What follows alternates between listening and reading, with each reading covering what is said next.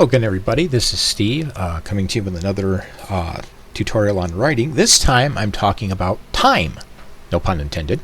Time is an important part in every story. Time is a part of everyday life. It's a daily thing. You know, we can't exist without time. We can't live without time. Now, there is situations where time doesn't exist. But for what we understand in our world, in our temporal existence, time is an important part of everything. Living beings have a limited amount of time. Time is a factor that drives business, it drives life, it drives weather, it drives all kinds of things. And as an interesting aside, and I'll say this up front, time isn't just kind of this, ambiguous thing. Time is something that is actually based in science. This is probably something a lot of people don't know, but time is the result of entropy. Without entropy, there is no time. That's kind of a big brain statement. It's kind of like hard to explain, but basically what it is if you wanted to reduce time, you need to reduce entropy, because entropy drives things forward, and in the process it creates time. The study of entropy is really interesting, and especially as it relates to time. One thing about time, though, is it's also the understanding of time and entropy and everything, for as much as science has learned, is still a very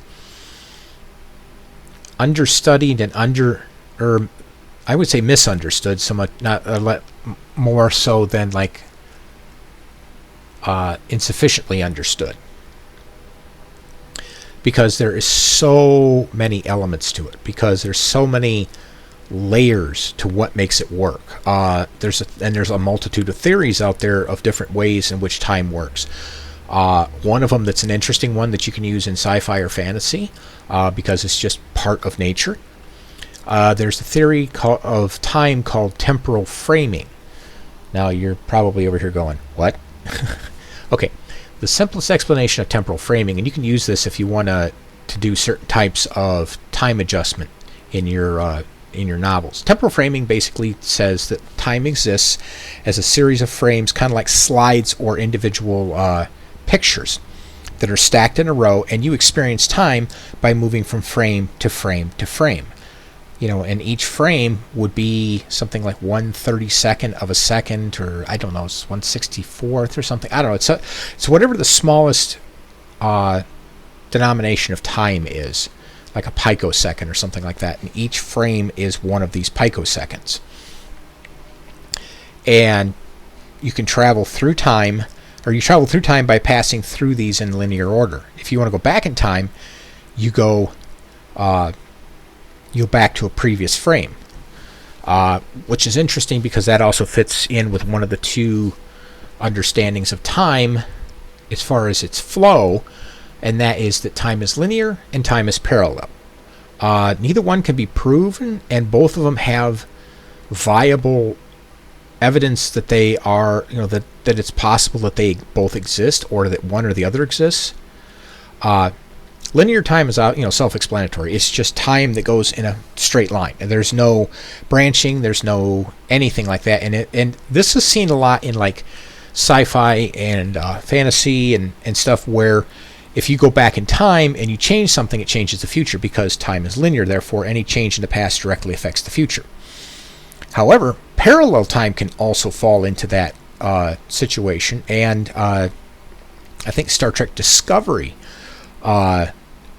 Star Trek in general has done this several times. They have shown where you go back in time, and it's not so much that you change the future. You go back in time, you change the past.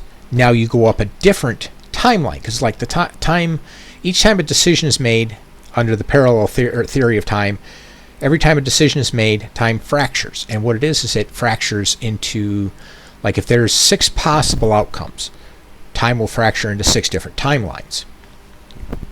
Now, the problem with that theory comes with the conservation of energy. One of the rules of thermodynamics is physics. I don't know if it's thermodynamics, but I know it's a rule of physics that nature, and nature abhors a vacuum, and there is, in everything that happens, there is a conservation of energy. Nature will conserve energy as much as it can. The idea with parallel time is every time there is a split, you're dividing the available energy in half. If there's a six-way split, you're dividing that energy 6 ways. Well, you now just reduce the energy in each thread to only 1/6 of its original amount. Nature's going to hate that. So the idea that time is parallel, while it's a great writing trope, is theoretically, if you look at it from a physics standpoint, it's really not a viable theory. Like I say, it makes for great writing, great stories, but it's not necessarily a viable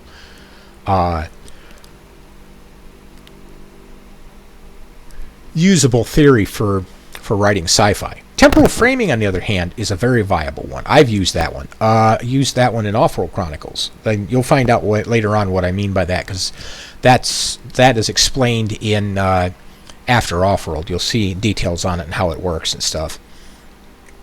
But getting off of the science side of it, time drives schedules. Time drives, it drives everything from the ant to an empire to a continent to a planet to the universe. You've got, and time might be dictated by a clock. Time might be dictated by the sun or the seasons or the weather. Time could be, some guy standing at a train station with a watch making sure the train's on time. And it could just be somebody shooting an azimuth on a star compass for a guy sailing across the water, where his only concern is what time of year is it, where are the stars, and how does this affect my navigation and where I'm going. So, like I say, time could be as simple as years and centuries and seasons, days, stuff like that. It doesn't have to be like atomic clock precision. It could be large generalizations, because you get into the lesser, when I say lesser societies, I'm not talking like, they're an inferior race or anything. I'm talking like they're more primitive, or they're more simplistic. They don't have, all the modern trappings and stuff like that. So for them, the only thing they care about is daytime, nighttime, and the seasons. Is it raining? Is it sunny? Is it warm? Is it cold? What's the crops doing? Etc. like that. That's going to be the extent of what they're concerned about. Now, one thing that you have to be concerned about as a writer is the trying to think of the name here. This is one of my brain fart days, so I'm having a dickens of a time trying to think of the words. Continuity. What you need when you're writing your book is you need temporal continuity. And what I mean by that is, if it takes a normal person walking at 3 miles an hour 2 days to get to this village, don't write it in a way that it looks like they got there in 2 hours. Make sure that even if you abbreviate that, you take it down to, they left the village in the morning, hiked all day, camped overnight, hiked all the next day, and came in at dark or at dusk on the next day and arrived at such and such village. You have to keep that linear time frame. I had a struggle with that with the Earthfleet saga. It was book 2, where I had to sit there, and like I say, I've said this before, I suck at math, but I had to sit there and crunch a ton of math for distances and speeds and all this other stuff to make sure that I knew the exact time frame it would take them at a given speed over a given distance to arrive at Cebius. And you need that kind of accuracy. Now, you may not need pinpoint accuracy like that. Like I say, you can go into generalizations, but you need to make sure that Uh, you're temporally accurate in your writing and your story creation. Like, let's say you have a fantasy novel and you have an orc army marching on one of the nearby castles. Okay, how far are they away? What are the logistics? What is going to allow them to move quickly or slow down? Is the terrain going to slow them down? Is the terrain going to make them go faster?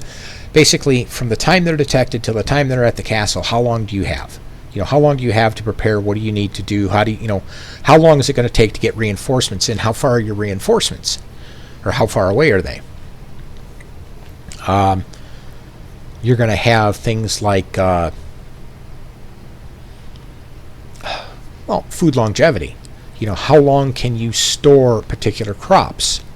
How fast is somebody growing? Like with Off-World Chronicles again, I had to figure out aging for the dragons. How fast do they grow? How big do they grow? And, you might think, well, why does the big part matter? Well, how big do they grow goes into how long do they live, so therefore how fast do they grow? So again, that comes into time.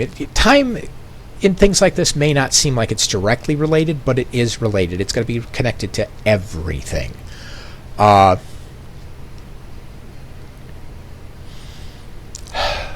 me think here. You're going to have... I'm trying to think of other examples I can give you, because I know there's a ton of things you have to think of when it comes to time. Here's one to think of.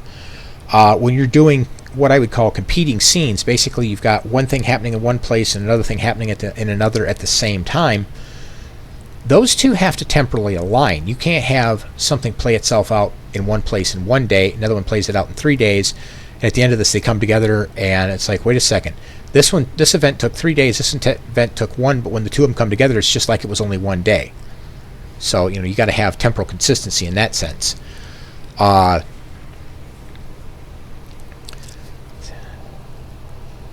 Okay, reasonable speeds. Now, speed may not seem like it's related to time, but it goes back to like what I was saying about Earthfleet when Mike and his I'll say diplomatic entourage, but that's not the word I'm after. It's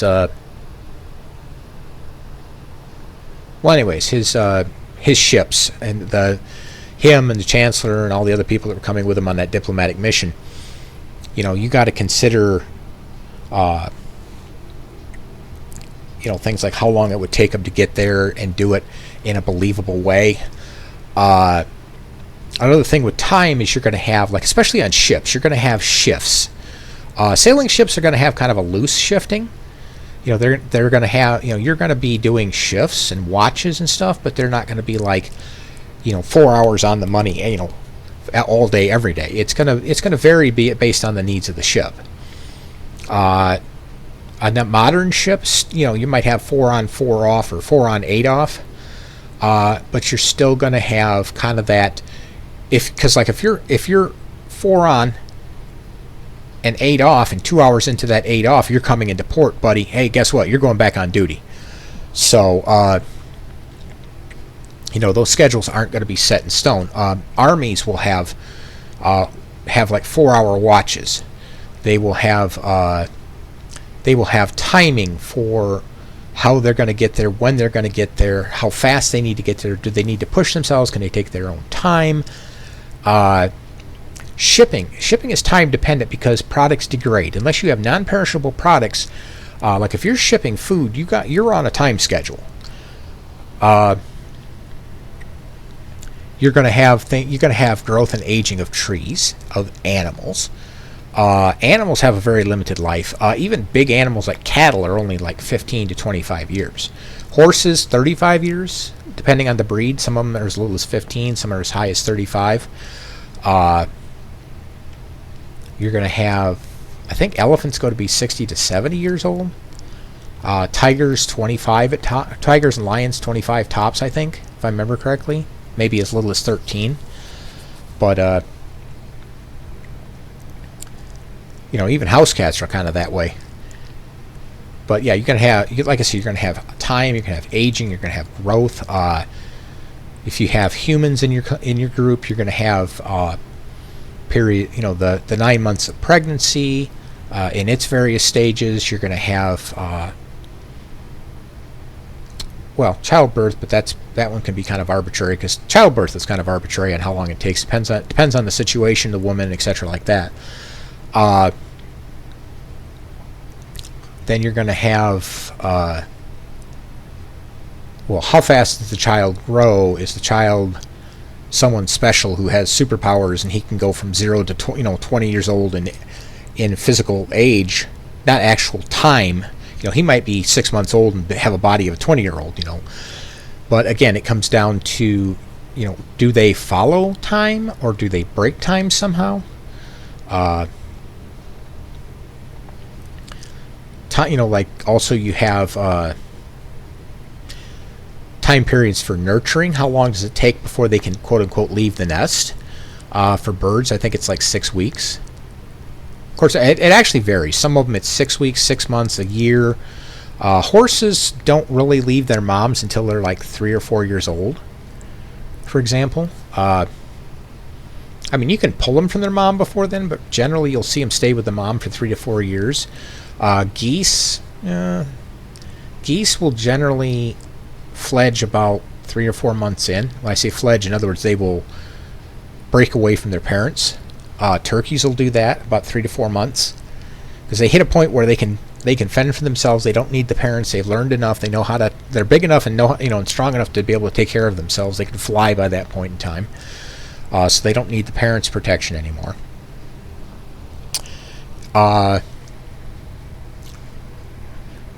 Time is also important historically, like how far back in time did a particular event happen? And you have to look at it not so much as how far back did it happen, but if you started from that point and rolled forward, would the timing work? Would, like the rise and fall of empires, republics, stuff like that. Saying, well, we had the electric car 1,000 years ago. Oh, that's great, but why did we not have it more advanced than it is after 1,000 years? Or, 2 weeks ago, somebody created the jetliner. Okay, that's fine, but you got all your R&D time, you've got all of your development time, you've got your different stages of technological growth, etc., like that. So, you have to look at time, even in a fantasy or fiction novel or sci-fi novel. You have to look at it from a standpoint of reality. How believable is it? Because again, I go back to, like I've mentioned before, suspension of disbelief. How believable is it? If it's too fantastical, people won't believe it. They'll lose interest in the story. They'll get bored. They'll walk away from it, etc., like that. You want to keep them on the edge of their seat as much as you can without wearing them out. And that's where temporal accuracy comes into play. Now, going back to the sci-fi side of this, you also have the theory of temporal mechanics. And the joke with temporal mechanics is that, the only rule, it's a joke and kind of a semi-rule, is and I think it was, they didn't invent it, but they reiterated it. It was Star Trek DS9, I believe, is the only rule of temporal mechanics is there are no rules. Which there are rules, it's just the fact we don't understand them. So, but that's kind of a running joke that the only rule of temporal mechanics is there are no rules. It's kind of like saying there are no absolutes, which is funny because that's an absolute statement. So it's a tongue-in-cheek, basically, on the fact that there is so much we don't understand about temporal mechanics and temporal flow and function and all of that stuff. And it's probably because we don't understand a lot of the underlying science that drives it. The physics, the chemical physics, the quantum physics, atomic physics, all those different things. We, for as much as we know, are still in our infancy of knowledge for what's out there, which gives you some leeway. There are things that are considered established laws, established rules, or what I would call an established theory. It's not fully proven yet, but there's enough evidence to say yes, that this is a possible thing. So I call that an established theory. That's like the theory of duality. That's not an established law of science yet. Because because they haven't been able to prove it and reproduce it using the scientific method that I'm aware of. That might have changed recently, but as far as I know as of this video, they have not proven duality. That is still a scientific theory that's available only or provable only by numbers. Numbers in some really crazy level math. Yeah, there are things that just are not proven yet or provable yet because we don't have that level of science. That being said, science progresses. I've mentioned this before that you look at the periodic table, what it was in 1932, 1960, 1980. The periodic table has grown. It has expanded. There's more. There's more base elements. There's more isotopes. The amount of knowledge we have is,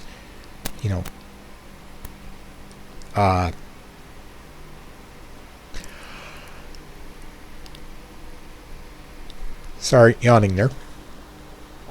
It's hands above what we had. Even like today's knowledge is hands above what we even had in the 80s. A good example is look at computers like 1995, I think it was. We had little, or even like even back in the 80s when I was still in high school, we had like the little Apple IIe and the, we had these little IBM compatibles that were 8088s and 286s and 386s and stuff. And now we've got stuff where your wristwatch has more horsepower than your computer did in 1980. Your wristwatch has more horsepower in it than depending on your wristwatch, more horsepower in it than the Apollo missions. So, there's that growth of technology, there's that growth of information, and the more we learn, the more we're able to solidify certain scientific facts. But in the meantime, there's a lot of stuff you have to work with that's just theory. So you have some flexibility in that. Now, the things that are established science, you want to stick to those. You want to follow those as much as possible. However, as science is a living, breathing organism, and I state that from the fact that there's science that we've proven in the past that has over time been disproven. And what I mean by that is somebody came up with a theory, they proved the theory, they were able to replicate the theory. But then as knowledge increased, they discovered that law is actually a conditional event. A conditional event, a good example of this is fire. If you don't have air, fuel, and heat, you don't have fire. So therefore, fire is a conditional event. Conditional events could be like plasma, for example. Just to use that as a science or scientific item. Plasma only exists if you have sufficient enough energy to create the plasma, to create that heat necessary to form plasma. There are rules of magnetism that they thought were set in black and white, that they're starting to find that even that is conditional. That there are things that can affect that and change how that functions, how that operates, etc. like that. And it's things that they didn't know before. Before this, they were able to replicate one particular scenario and replicate it replicate it reliably, and therefore they made it a scientific law. But then as they researched and went down the line, they started discovering new ways of affecting magnetism and handling handling magnetism, creating it, removing it, etc. like that. Nuclear fusion is a good example of it. They had a bunch of different ways that they were once thinking of doing nuclear fusion. Recently, they've come up with whole new ways. They've taken a system, what I would call the collider approach. Because originally they had like the tokamak, which was basically trying to magnetically contain this gigantic bubble of superheated hydrogen atoms and try to create a fusion reaction out of that. Well, I mean, I think, if I remember correctly, they are getting the tokamak to work, finally. It's taken a lot of research and a lot of failure to get there, but that's science. For every success, you have a lot of failures up until then. But now they're coming up with like accelerator-type fusion reactors that look like they're going to be the more viable option for energy. generation. And the nice part about those is it won't be like current fission reactors where you create a fission reaction, you generate heat, and which generates steam, which then turns turbines and generates power. These colliders, if I'm understanding the technology correctly, you will be able to directly harvest energy off of. So no boiler or anything like that. You get the fusion reaction going and you directly harvest that energy, turn it into electricity, and off it goes. I mean, even Star Trek and Star Wars and all kinds of others who use plasma energy and they use fusion reactors, that's essentially how those work. They're not boilers with turbines and stuff. They are actually fusion reactors that directly harness that energy from the reactions.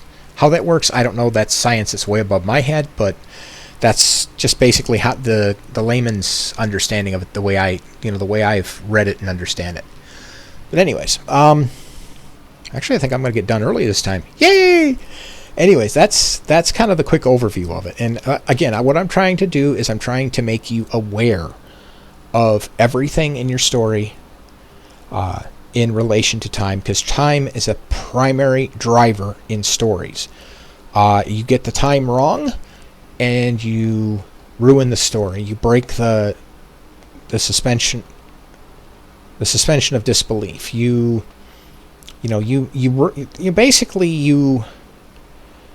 take the story and you make it so off kilter that it stops being enjoyable. I've seen that with a lot of stories where they get time wrong and it just ruins the story. So, and it's not like something you have to stay up at night, biting your fingernails and freaking out about, oh my gosh, am I going to get the time right?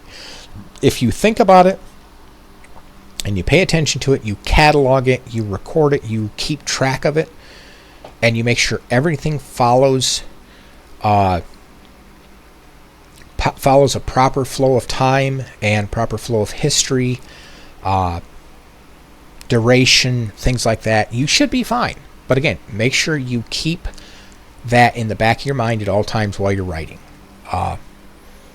Anyways, I will cut it off here, and I will catch you guys in the next video. And as usual, if you have any thoughts, comments, concerns, questions, you just want to scream your head off at me, just please let me know. Thanks.